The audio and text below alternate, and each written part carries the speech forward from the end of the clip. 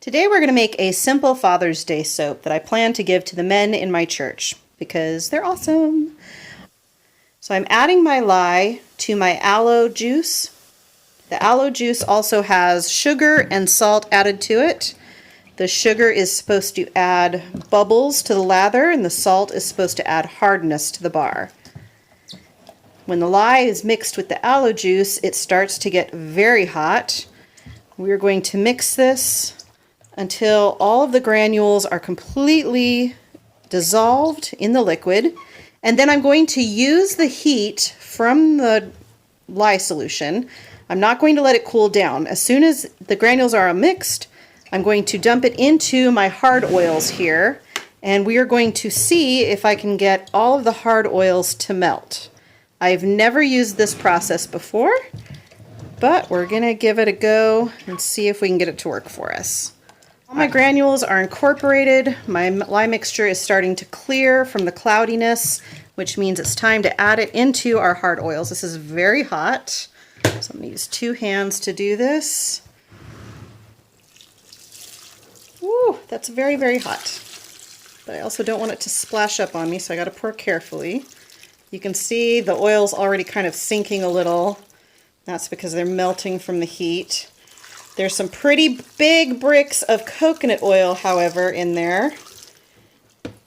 And I'm just going to make sure, yep, no granules in the bottom of my bucket, so I know I did that part right.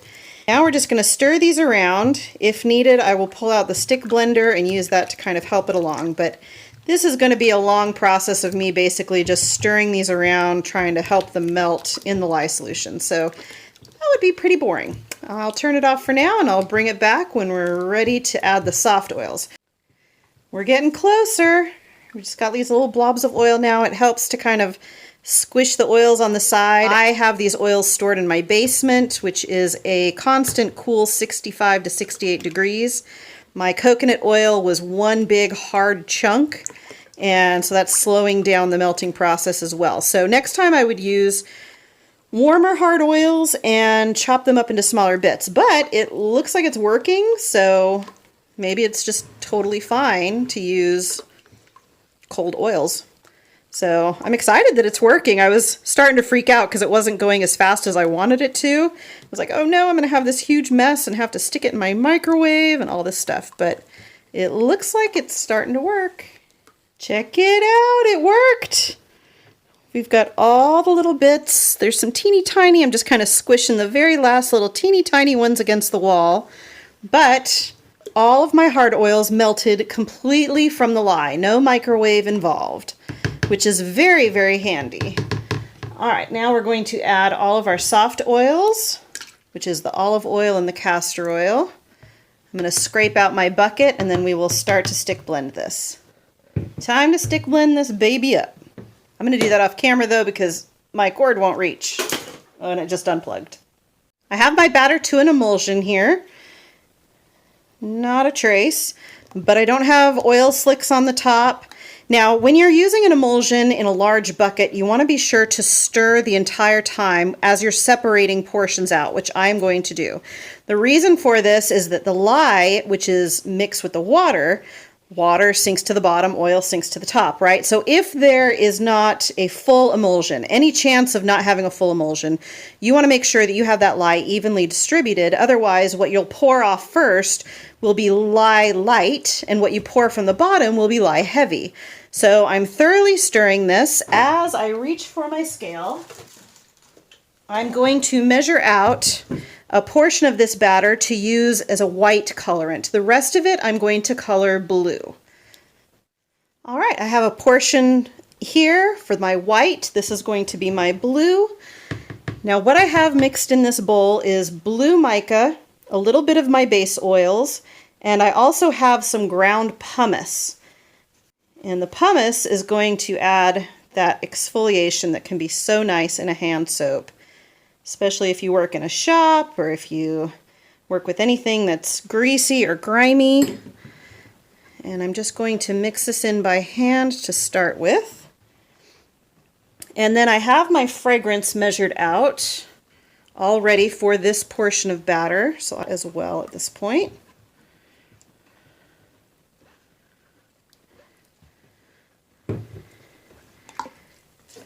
And I'm going to stick blend just a little bit to make sure that I've got that fragrance fully incorporated. So I'll bring you back when we're ready to pour into the molds. So these are some homemade loaf molds made from Coroplast.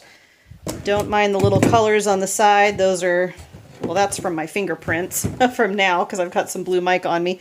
These little bits are just soap that gets stuck in the little holes here. I just remembered that before I stick blend the blue, I want to stick blend my white so that I don't have blue mixed in with my white from the stick blender. So I'm going to set that aside for a little bit. I'm going to grab my titanium dioxide that's been mixed with water. We'll add this in. And then my portioned bit of fragrance. So I'm just going to hope and pray that this fragrance does not accelerate because I would like this white to stay nice and liquid for me. We have our molds ready. We have our soap batter ready. Time to pour in. I'm going to pour a first layer of blue soap.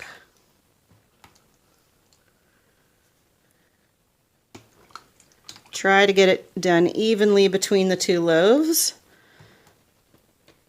And then I'm going to take my white soap and pour a little bit of the blue inside of it.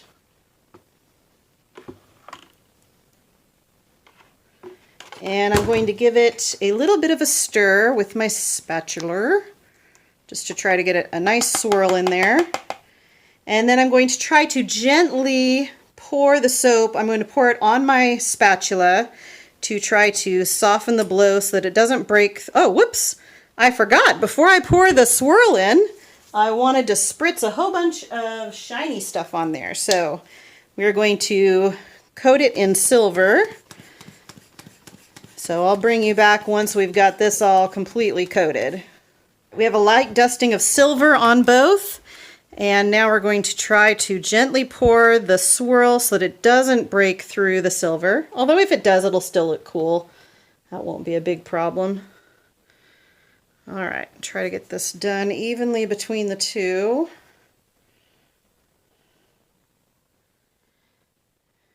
And then after I pour this swirl over everything, I will then cover that in silver as well before pouring on the rest of the blue.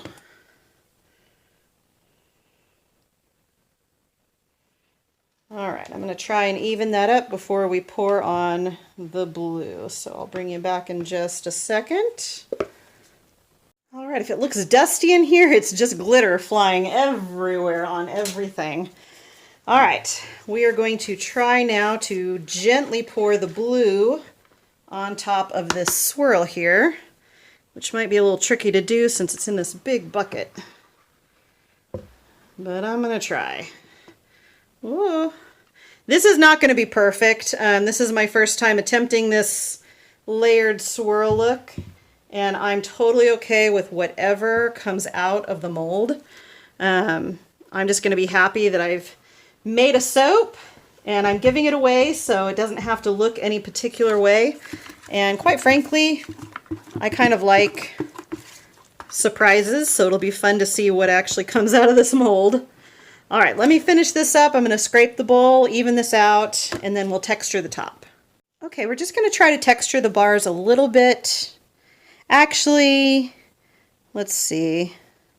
I'm going to split the bars down the middle and slice. They're going to be very small little hand bars because, again, these are just a little, almost like what you would do for like a wedding favor or something. And the soap is not quite hard enough to texture. Let me see. Yeah, I'm going to let this sit for a little bit. Well, maybe this one's... No, I'm going to let the soap sit for a little bit. We're going to come back. You can see it's firming up in the middle faster, and that's because it's warmer in the middle than in the sides. And that is normal. That's the heat reaction of the soap. Actually, I don't want to sit here and wait, so I'm just going to kind of bounce this around, make a tiny texture on the top. We're going to spritz it, and then if you'll see how these are bowing out, they're not as sturdy as a wooden box. So I'm going to show you how I fix that. But let me do a couple more spritzes with the silver, and we'll be back. There's lots of ways to add support to these Coroplast boards. You can build a wooden box to hold it in. You can put wires down these holes to hold it. This is the thing that I have had the best luck with though. So what I do is I measure close to the edge where it can't bow out as much. And I measure from the outside edge to the outside edge. And it's about 3 3/4. So then what I'm going to do is take my measurement to the middle and measure from the outside edge to the outside edge 3 3/4. And I know that that's how thick it needs to be. So then I just take good old packaging tape, take a section off, lay it to one side, and then get that measurement. You want it to 3 3/4. Whoops, from outside edge to outside edge. And you're just gonna get it right, and then you're gonna pull the tape down, okay? And do that at least 2 other spots. That kind of evens out our soap compared to this bowed one that we now have to fix. So I'm gonna fix that one, and then I'm gonna let the soap sit. I'm gonna cover them, let them sit, and then we will come back to unmold them. It's been 12 hours, and it's time to unmold. So let's take the tape off. The other thing I love about Coroplast is that you don't need a liner for it because it is plastic and therefore it unmolds cleanly. And it's always kind of satisfying to unmold Coroplast because sometimes it'll give you a really satisfying popping sound. Like that.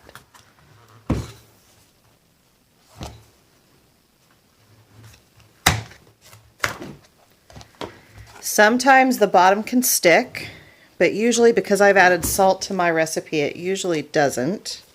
But it always does require just a little bit of effort. And look at that. Beautiful, clean lines.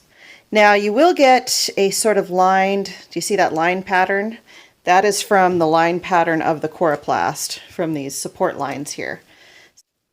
Here goes the second one.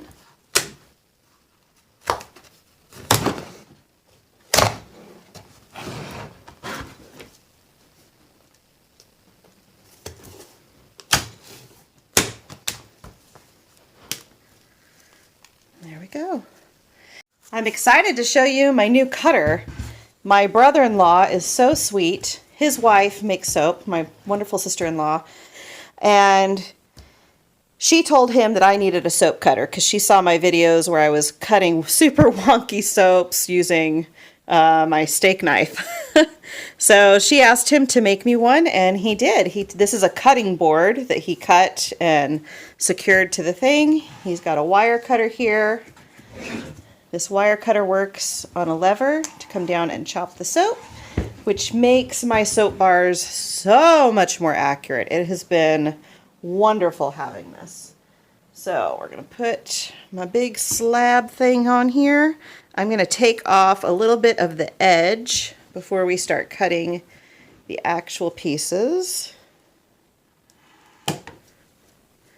And there's an end piece. Now you'll see this little faint circle in here. What that means is that part of my soap has gelled. So I think as we get closer to the middle of the bar, this circle is going to get bigger.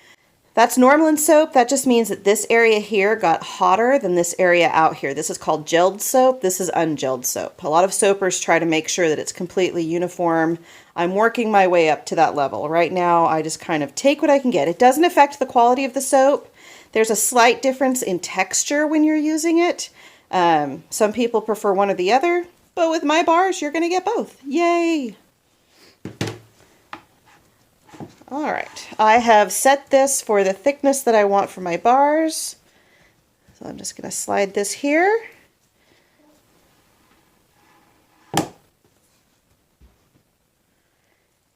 And there's our bar. Okay, so the gel ring already has gotten pretty big. So maybe in the middle it will have gelled all the way through. But there is our swirl. The silver that I put between the swirl and the dark blue was so thin you really can't see it at all. I mean, I can see just a hint of a line right here, and that's it. So next time I'll need to go a little harder on the pencil line, but I still think it's pretty cool.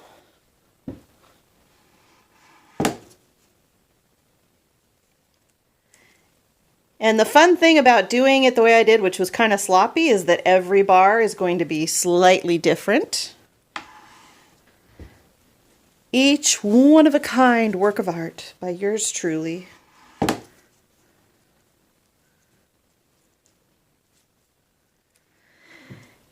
Now, these are going to be Father's Day gift soaps. So what I'm going to do is take these and then cut them in half. I've actually made these a tad bit too thick as well, so I have to adjust it so that I can get the right pieces in order to give everyone one. But what I will do is I will remove this guy, put these on here, get it to about half, and then I will chop them in half. And then I have these little, good size for the hand, little bars to give away for free for Father's Day. And then I'll bring you back and show you how I'm going to plane them and stamp them and kind of dress them up a little. So then I'm just going to put on some Judge Judy on my headphones, and I'm going to sit here and I'm going to plane all of these soaps and just go around each edge just to kind of pretty them up.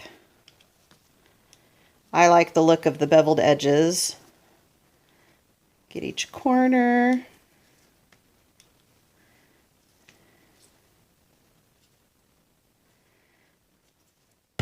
I'll finish that all up, and then I'm not sure if I want to stamp these or not. I kind of like them just the way they are. I stamped the Mother's Day soaps. I'll show you those in the end. And here we have the finished bar.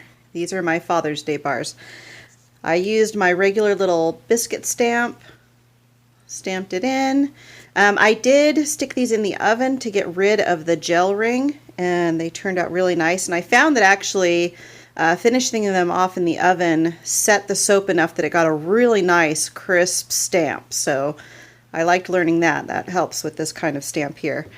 In case you're curious, these are the Mother's Day soaps that I made, and I tried using one of these craft stamps dipped in mica and rubbing alcohol. I feel it's kind of sloppy, so not my favorite, but as you can see it says for you.